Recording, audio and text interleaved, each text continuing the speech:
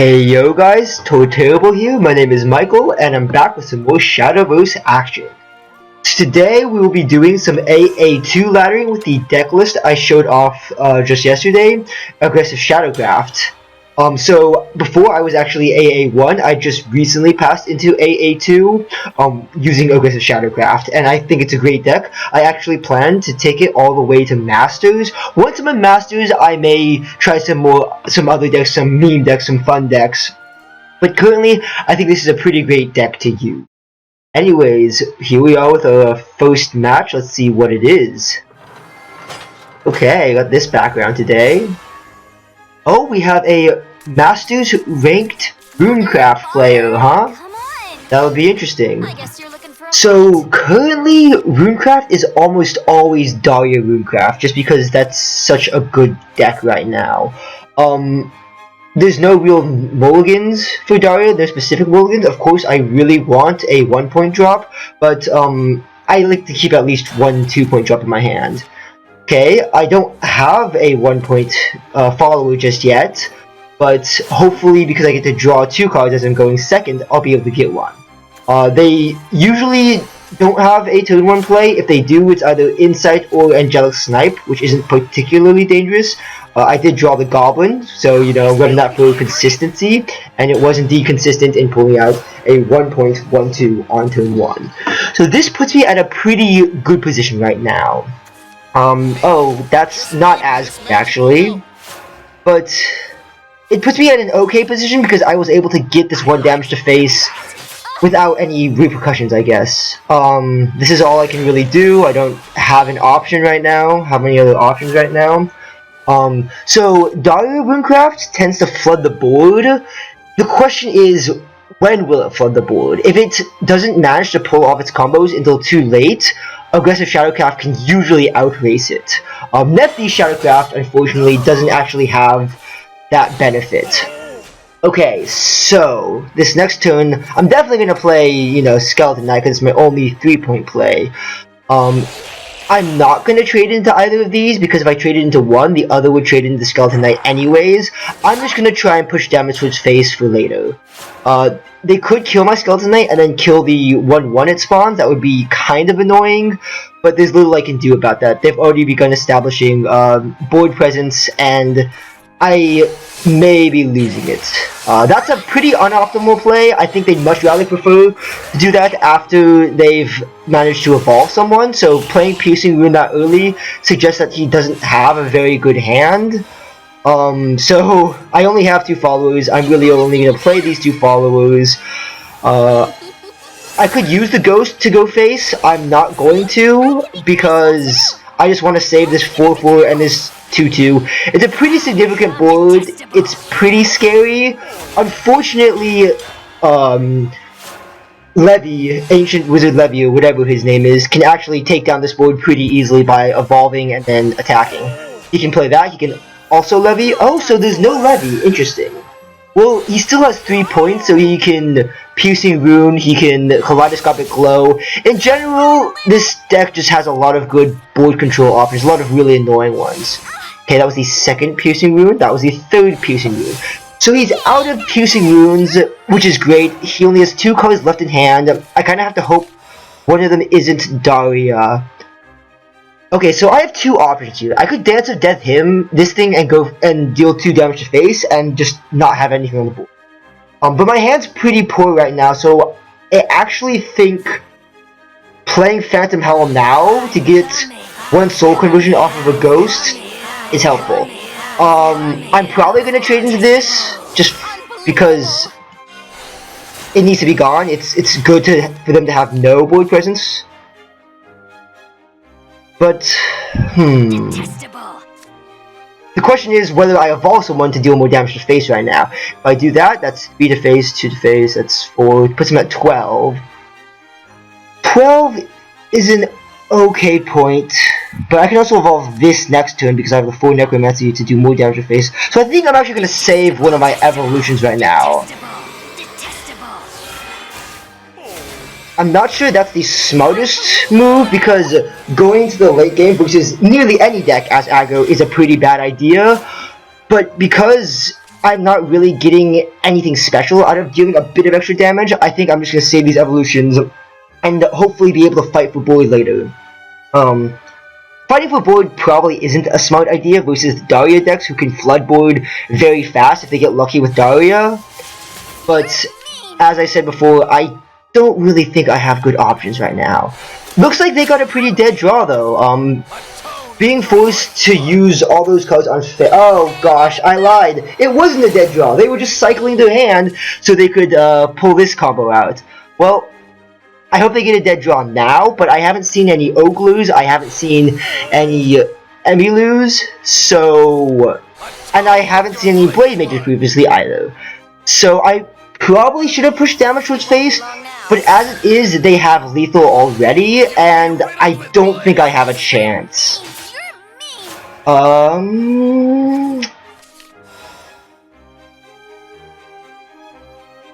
Yeah, I can't remove this from the board, so that would be a good game here. Let's give him a amazing here and just forfeit. So yeah, that wasn't the best game for me. I'm not gonna totally blame the draws on my side. I got pretty good draws. I got a pretty solid plays. But they got just better draws in general. That was an insanely optimized finish. But yeah, so first game's a loss, but that's all right. Hopefully, I'll be able to show you some wins later on.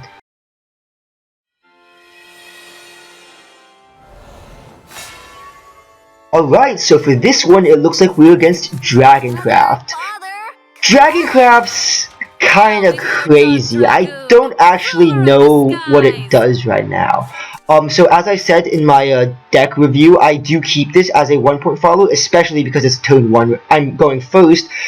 As I said before as well, Shadowcraft has one of the only ways of dealing with a 1-point follow on turn 1, or 1-point, play, which is Blazing Breath, but we kind of play this and just hope we can get the damage in without taking too much in retaliation. Depending on what kind of Shadowcraft is, it may not run a 1-point play. If they do, it's almost definitely Ivory Dragon. Some really aggressive decks will run Goblin, but for now, I'm just going to see. Taking a oddly long time to think of their move. Okay, well, didn't play anything. Were they thinking of playing something?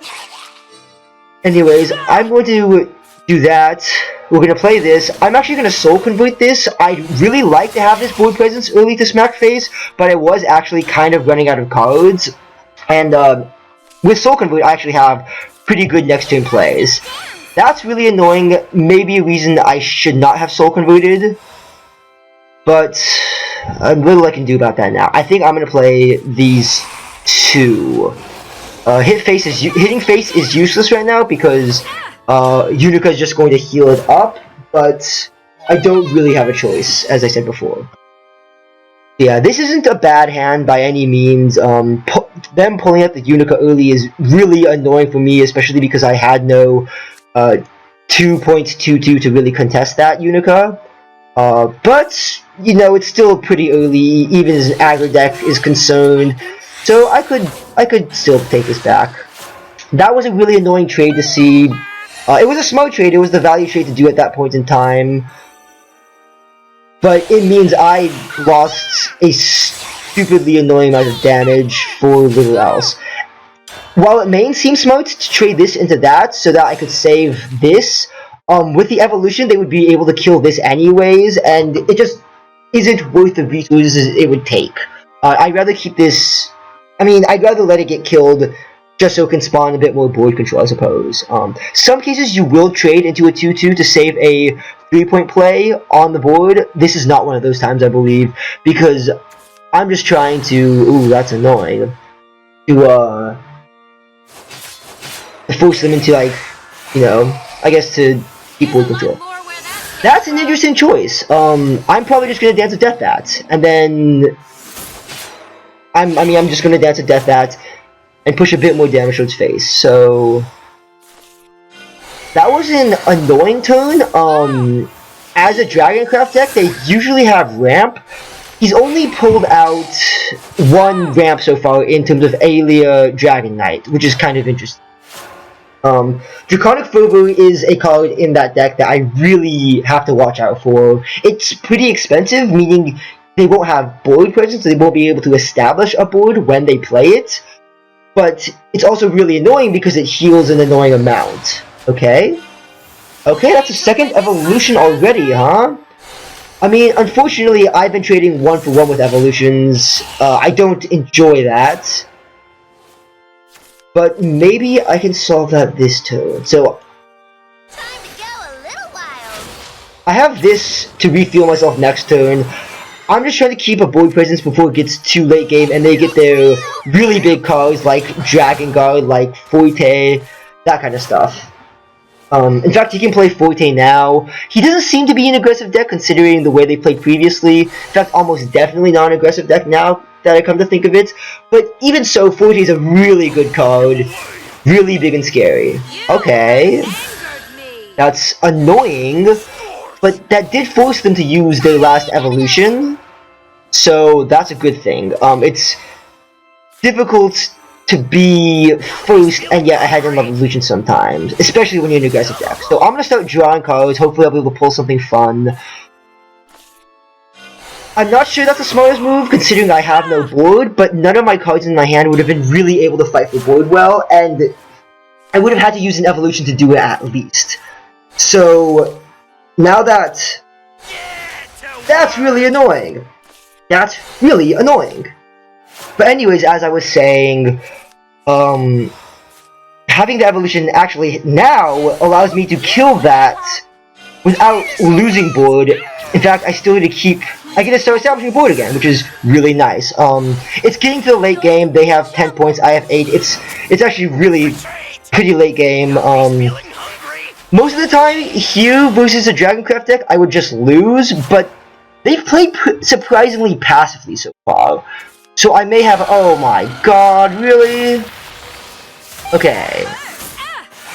The funny thing here is I can actually tank a hit from Bahamut. I can't tank a hit from Bahamut and, like, say, Genesis Dragon, but I'm not lost yet. I'm probably lost. 6 damage is a pretty high health point. I can't do 6 damage without an evolution. Draconic Fervor almost definitely seals the deal here. Even though it took up a lot of their points, you know, wow, okay, they survived? That's surprising. So I guess I'm gonna use these to deal damage right now. I'm just really pushing for it. With aggressive decks, a lot of the time you will be forced to push desperately like this. But it seems like their hand has been pretty dead as well, because otherwise they would have finished me off already, I think. Especially with, like, this giant, you know, monster on the board. Bahamut's coming in here. So yeah, now that he's at 2 health, there's a lot of cards I could draw that could end the game right here. Lesser Mummy, because I have definitely more than 4... Oh my god, really? Because I have, more than, 4 shadows. This is not one of the cards that can end the game for me. However, he does have to take it down because I do threaten lethal, and he can't... I mean, despite this massive monstrosity on the board, he can't actually kill me with it this turn. And I lose. I kind of saw that coming. Unfortunate, painful, you know. What can I do? Alright, that was an interesting game for sure.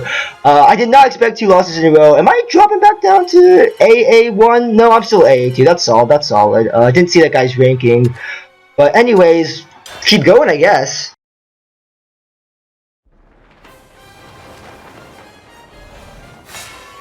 Alright, so we're against Havencraft. I don't like Havencraft. I don't think any Shadowcraft really likes the Havencraft matchup. The main reasoning being that Havencraft has a lot of banish that prevents the shadow gain that you really need. I'm actually going to keep the 3-1 right now. That's a good curve. That's kind of what I was hoping for too. But yeah, so Havencraft has a lot of banishing mechanisms that can really screw with you.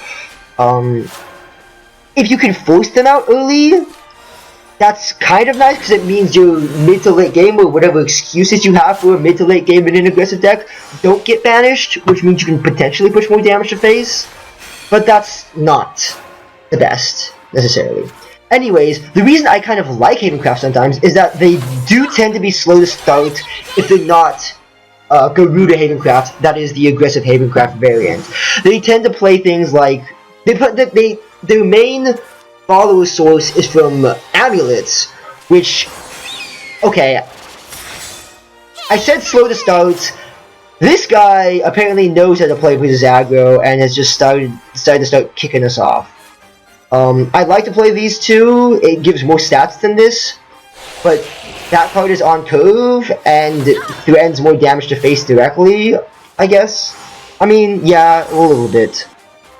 He may banish it though. If he banishes it, we're gonna have problems. Okay, he can still play Blackened Scripture here. It would really suck. And there it is. Okay, so this is getting to be a pretty uphill game we've got going here.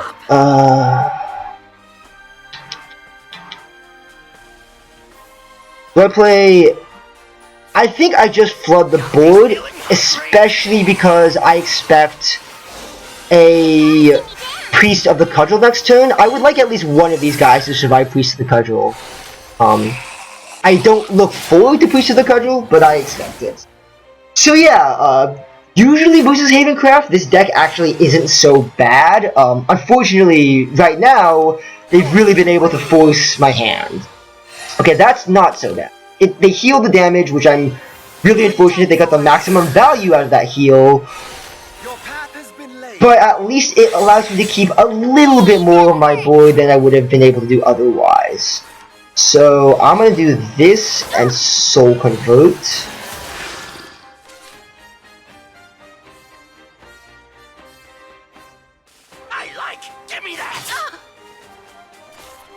I gotta draw. I need more cards. I need better cards. This would have been good to have previously. I mean, I would have had to draw it naturally, unfortunately. Let's see. Do I use an evolution to take that down? I think not.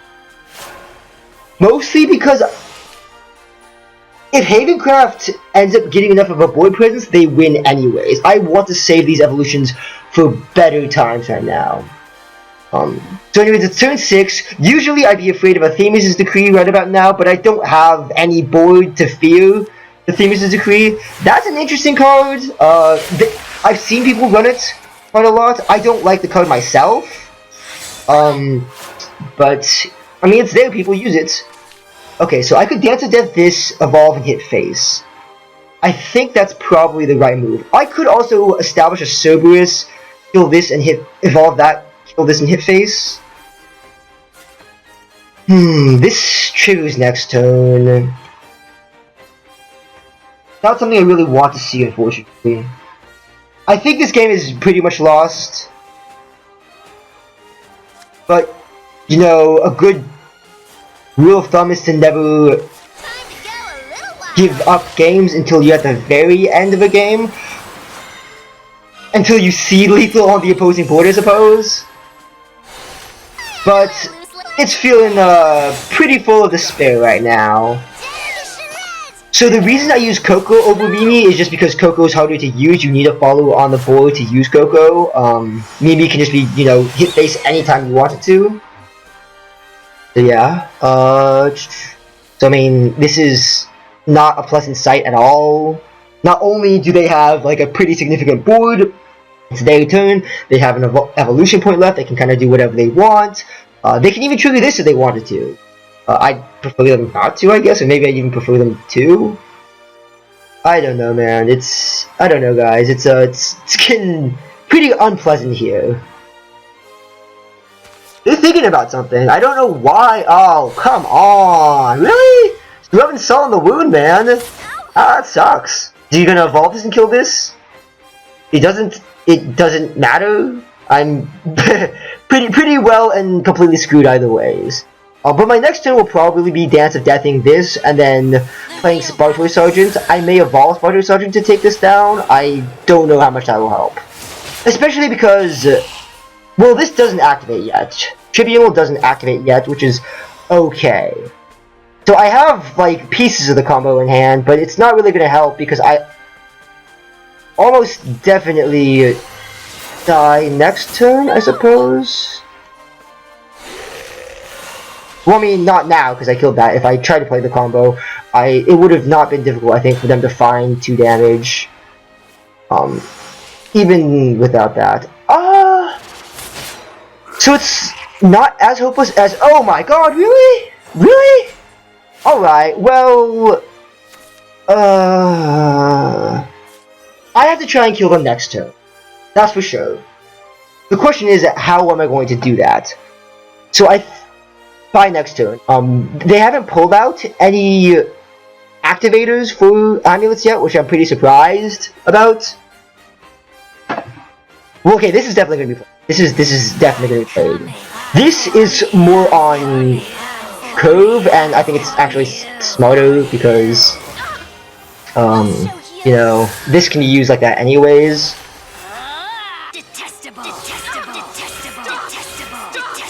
So next turn, if they don't win, which they have a pretty high chance of doing, considering they haven't statued Seraph and everything on the board, I win because I can play Cerberus, get 2 Mimis, and hit face with 2 Mimis. I can actually Dance of Death if they have a follower, and then Mimi. We'll see. Again, I said I haven't seen them play any amulet boosters yet, so they may not be able to speed Seraph this turn. On the other hand, if they also have any healing, I basically lose as well, so that would be both of the things I didn't want to see. So that's kind of unpleasant, let me tell you. That's not so bad, actually. That's slightly annoying. Does this win next turn? This wins next turn, I think. No, it wins 1 turn later, but if they have any amulet boosters, I lose. So, what's the plan here?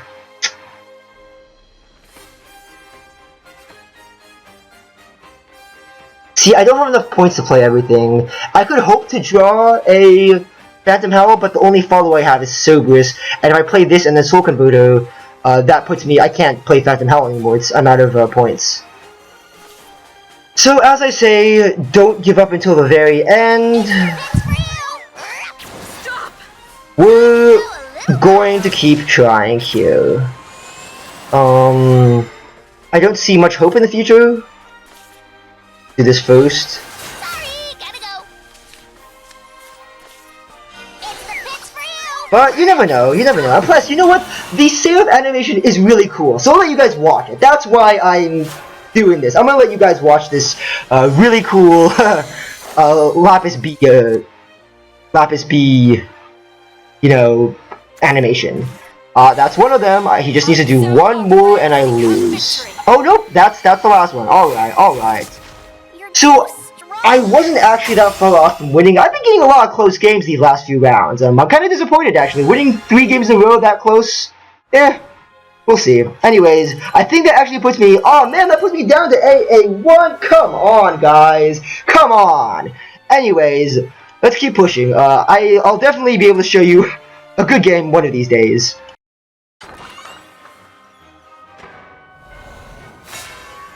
Alright, so we are against a Bloodcraft player who is ranked 405 in Masters. I don't tend to be intimidated by ranking, it's just a number, you know, you're as good as your luck is, you're as good as how good you play is, you're as good as your deck is, etc, etc. I think the most successful Bloodcraft right now is probably Aggro Bloodcraft, but Control does exist, and judging by how fast he passed that first turn, I'm almost definitely sure that this is Control, because Control may not run a 1-point follower, so, you know, they just may pass that and play. Vania doesn't tell me anything, could still be Control, could be Control, could still be Aggro. Aggro does, you know, like the Bat Machine with Vania.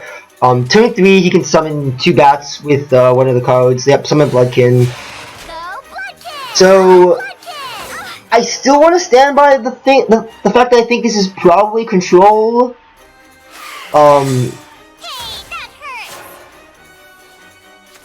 But I have really no reasoning behind that. Anyways,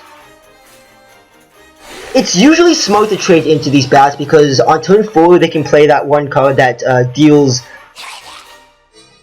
damage to the amount of bats on the board. Let's see, if I trade with this, he can't get rid of this easily. except with that bat summoning. Next turn I'm definitely playing Lesser Mummy Evolve. Well, I think I'm going to do this, because that sets up better for the Lesser Mummy Evolve Dark Conjurer combo. Because that means the Lesser Mummy can go face with 4. If I whip face, they may not have... If I whip face, they may not have traded or tried to kill this, I suppose. I don't know what I'm talking about here. I am really confused now. Okay, so the Ambling Wraith actually makes me think that this is a aggro deck, which means I'm going to have to fight for board, because in aggro decks you really want to fight for board. So, do I really need to do that? I don't need to do that trade. I want to do that trade anyways, but I don't need to do that to activate Dark Mummy. I don't actually need Lesser Mummy activated. So I'm going to save those shadows by playing Lesser Mummy before I potentially trade. And the reason again I'm trading is because in an aggressive versus an aggressive deck matchup, you really want to fight for board control. And as you can see, I'm actually doing pretty well at it. I have a 2-1, a 4-2, and a 2-2 on the board, and they've been absolutely cleared. Admittedly, they have an evolution which can switch things around, but their evolution is almost always going to be Vania. If this was a control Bloodcraft deck, I'd be really afraid of Wardrobe Raider, which is a very strong card against aggro decks. But against Vania, Vania can trade into something, and she does summon the bat, which is kind of annoying. And she does deal damage to face, which is, even more annoying, but she's not as good at establishing board control as one would like, as, other turn 4 evolution players, so there's other evolution players in general, rather. Okay, Urius, I have a feeling he's probably going to evolve this. He's definitely going to evolve this with Mini Soul Devil now. Urius is annoying. Okay, so he chose to kill that. That actually allows me to Demonic Strike the Urius and then hit face with... Well, not hit face with both of these, but rather hit face with this. So, my board state is less good than it was last turn, but I feel like my hand is actually pretty good. Very not top decking, but, we have same hands. Oh, that's really annoying, actually. Okay. So this is...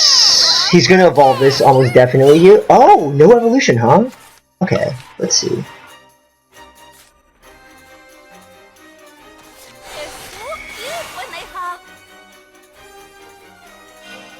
Okay, well, this is definitely gonna take that Vania. I'd rather not have that Vania alive.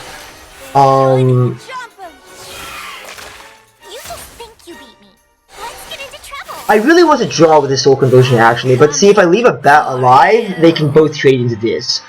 Of course, I don't expect this to stay on the board anyways, considering that's a 5-2, but I kind of want to force an evolution to get rid of it, or force some sort of play from the hand. So as much as I really want to draw... Oh, I really do want to draw, though. I want to draw really badly.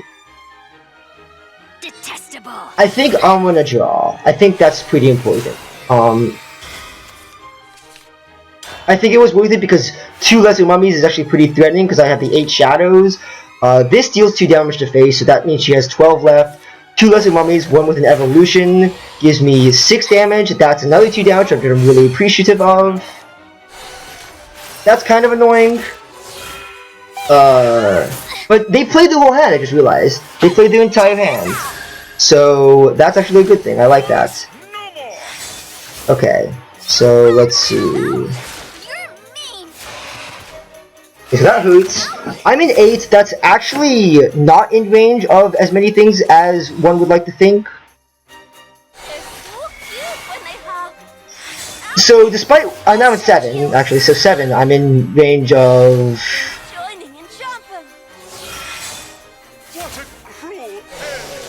So I'm actually gonna contest board still, I think. Oh, did that not get... Okay, I get that. I'm actually gonna fight for board right now.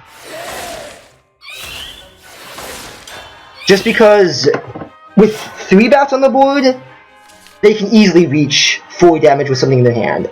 As it is now, it may be difficult for them to reach 7 damage or 6 damage if the bat attacks face. I don't think the bat's going to want to go face, because if it does go face, I'm very close to... Yeah, that's what I thought. Okay. I play Razor Claw, can Razor Claw my face, or one of the things? Okay, my face. I'm at 4, he's in Vengeance range, that means Dove General wins, but I top deck the Demonic Strike, which means I win. So yeah, Aggro Shadow versus a Master's Rank Aggro Blood deck. I kind of want to say this is a favored matchup, actually. It's not it's pretty fun. It's not that bad, and woo, I'm in AA2 again. Let's go, guys. But yeah, that was actually a pretty fun match. Anyways, let's get another one. I like the music for this place. Oh, we are against another Shadowcraft player.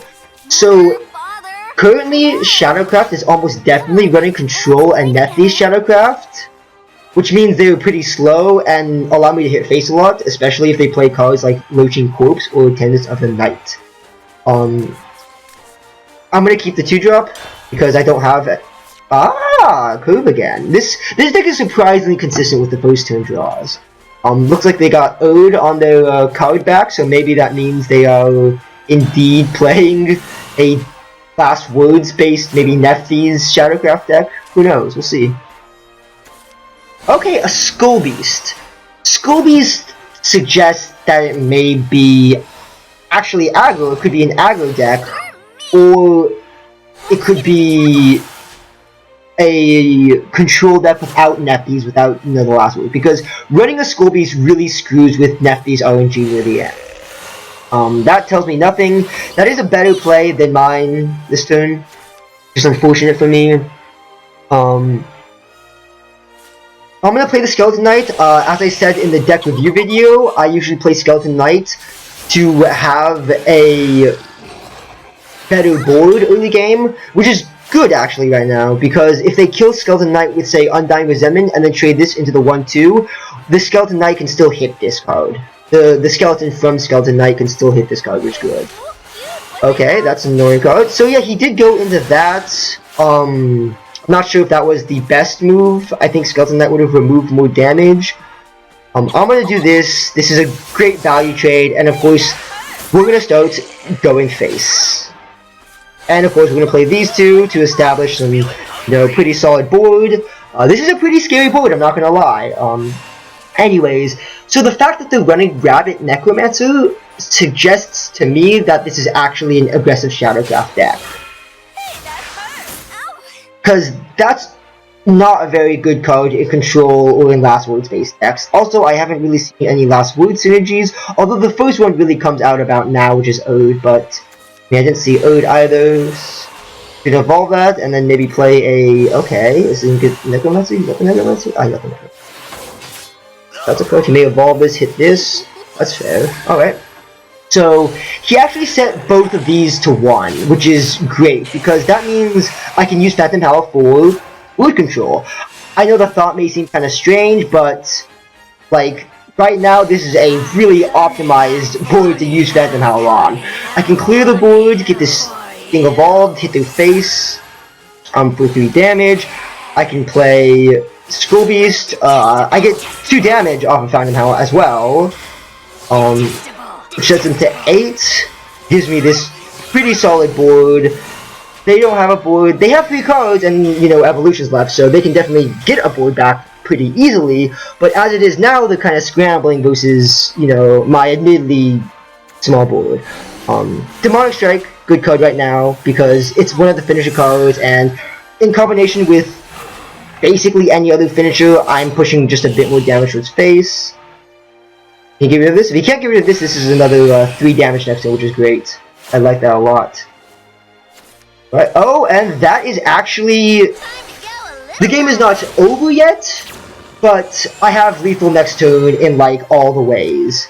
So something I'm actually often afraid of versus Control Shadowcraft decks is Death Breath on turn 6, because although this deck has a lot of face damage, it tends to be Storm follows face damage, which means a bunch of wards can really stop that. Unlike Bloodcraft, which has a bunch of other methods of doing face damage, this deck mainly focuses on those wards. Of course, that's why we have Demonic Strike. Mimi helps a little bit from Cerberus. But anyways, it looks like I've won, which is pretty solid. I want to say this is maybe a mirror match.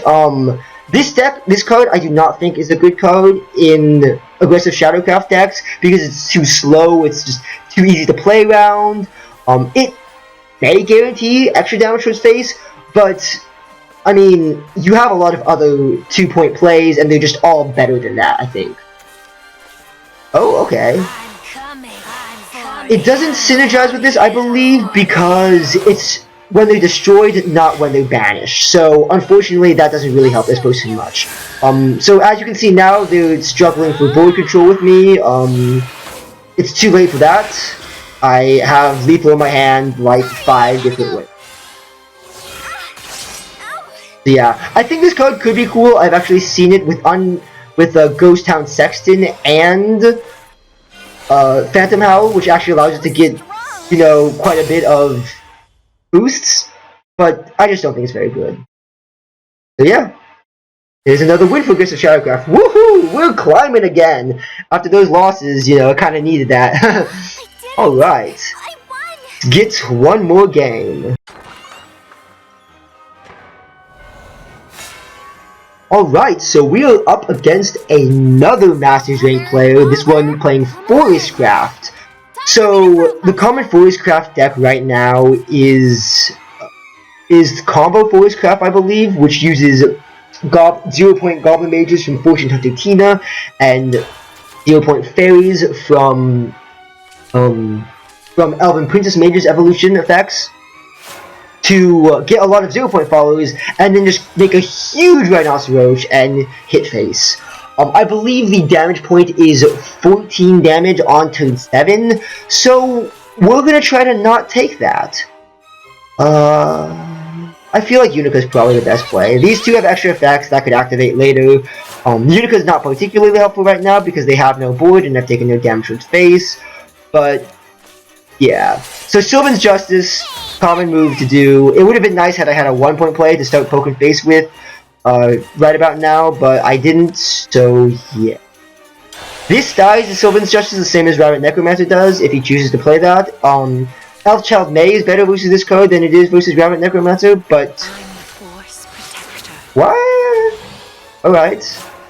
I mean, this is better versus Ancient Elf because even after I suicide on it, I still get that one, that skeleton there. I think I'm gonna play these two because I feel like Dark Conjurer's effect is better in this matchup versus Lesser Mummy's effect. I have the Phantom Howl in my hand, which means I don't really need Lesser Mummy to drain my shadows like that.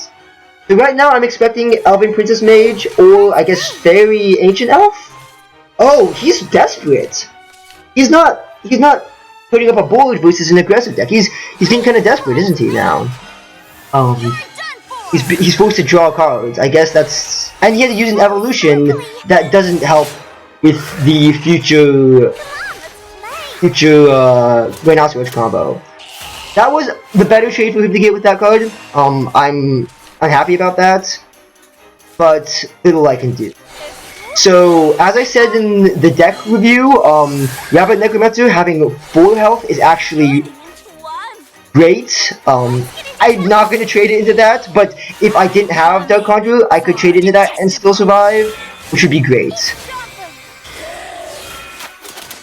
So, yeah, we're in a pretty good position right now. This is a pretty scary board. He has no board, so he's going to have to evolve if he wants to take out any of these. The evolutions usually... Oh my gosh. Well, wait, that's not so bad, because he's forced to, play a Tia, and then not do much with it.